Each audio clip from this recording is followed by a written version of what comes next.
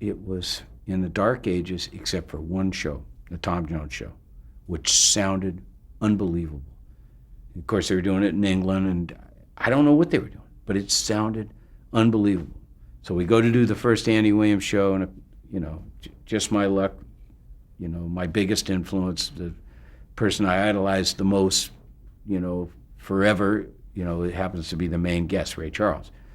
So, now I get to meet RC and just being the kind of personality I am, we all went to this meeting. There must have been 20 of us from the Andy Williams show. So we go into the meeting, Joe Adams is there and everybody's, and Ray's there. And so they all start talking just bullshit, and I'm just kind of sitting there. And finally I just couldn't take it anymore. And I went over to Ray and I said, hey. He goes, yeah. I said, I'm Mike, the music director. He goes, oh, the kid? I said, yeah. I said, can we get out of this room and go someplace where we can talk about music and I can show you what I think you ought to do on a show? He starts laughing. Yeah, come on, man. So, so he, and Ray at his place, he leads me to where we got to go. I hand him my arm and he goes, no, man, I know. Get out of the way. So we go to the piano, and, he says, all right, what do you want to do? I said, well, I want you to do a medley. No, man, I don't do no medleys. I said, look, just will you listen to what I put together? All right, come on. So I sit down, and I'm a terrible singer, but I got him nailed. So we get to the piano, and I show him this like 12-minute medley, a whole segment, a whole thing, and he's laughing, and and I could hear him, and he didn't say nothing. He just listened to me do this thing. I said, so what do you think? He said, well, you did your homework, boy. I said, no, man. I said, I didn't do any homework. I said, you're the whole school. And he laughed, oh, yeah, man. I said, no, I got to tell the truth. I said, and I told him, I said, a lot of people think you invented this stuff. I said, I know where you got all of it. I know everything. He says, all right, son. He's tell me. I said, well, let's take bum bum bum biddy bum bum bum. You're that lick. Let's just take that lick. He said, okay, where do you think that lick came from? I said, I know where it came from. It came from Professor Longhair. He goes, that's right. And I said, I can play the 11 different ways you play that. He said, all right, show me. He said, okay, here, I got one for you. And he showed me some new thing that I went, so we just instantly became, really good. Now we get to the show. It's about 3 weeks later.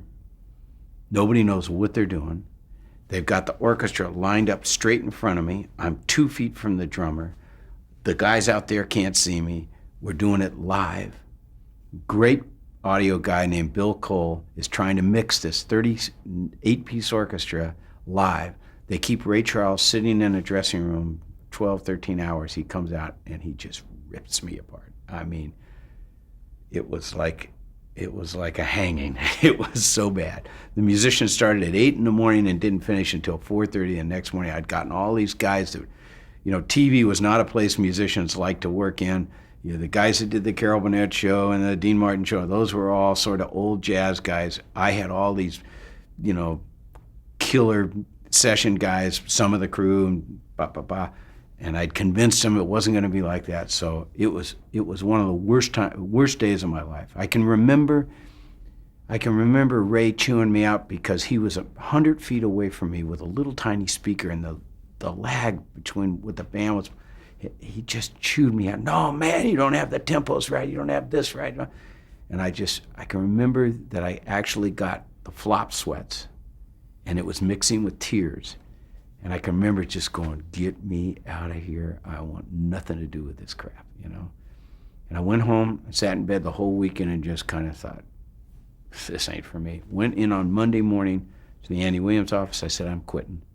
I said, no, your arrangements are great. And please, you can't quit. You need to learn how to conduct, and we'll find somebody that can conduct. But I said, you don't understand. I don't want to be here. They said, well, what would it take for you to stay? And I said, well, you hired me to make it sound like my records. Why don't we pre-record all the music tracks in a recording studio? What? Well, because the producers have to see it on dress rehearsal, and then they change it, and then we do it for the real show. I said, the producers, they're comedy writers. They don't know anything about music. Well, they have to see how the audience reaction to. I said, that's complete baloney. They don't have to see anything. They don't know anything. The audience doesn't know anything. You and I know something. You're a great singer, and I really know what I'm doing with this band. Well, how would you do it? I said, well, we tape on Fridays. Let's pre-record everything on Thursdays at the studio I use. So he called all executive producers in and said, here's how we're going to do it. And since then, every show's ever born does it that way, you know. We're the first to do it and worked great. And I learned to be a pretty good, very good conductor, to be honest.